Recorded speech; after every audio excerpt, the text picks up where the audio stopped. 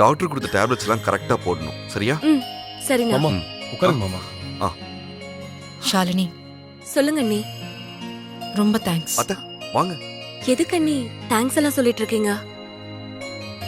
இல்ல, உங்க அம்மா அவ்வளோ கோவத்தோட இங்க வந்து சண்டை போடும்போது இத உன்னோட புகுந்த வீடா நினைக்காம உன் சொந்த வீடா நினைச்சு இங்க யாரையுமே விட்டு கொடுக்காம பேசினல, ரொம்ப சந்தோஷம்மா. மனசு அவ்வளோ நிறைவா இருந்தது. நீ பேசினது எல்லாமே கேட்டு எனக்கு அப்படியே பூரிச்சு போச்சு, நெகிழ்ச்சியா இருந்தது.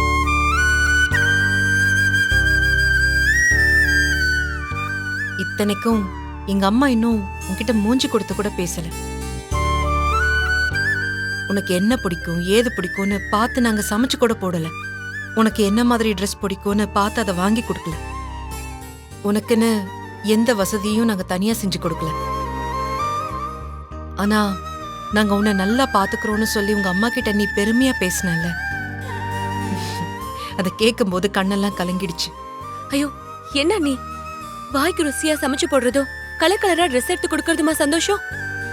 அதெல்லாம் பண்ணிட்டு போலித்தனமான ஒரு அன்பை காமிச்சா நீங்க செஞ்சதெல்லாம் உண்மையான அன்பு ஆயிடுமா?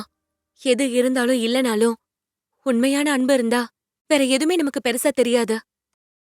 என் மேல உண்மையான பாசம் இருக்கிறத நான் இன்னைக்குதான் புரிஞ்சுக்கிட்டேன். அதே மாதிரி அவங்க என் மேல காட்டுற கோபத்துல கூட ஒரு உண்மையான அன்பு இருக்கு.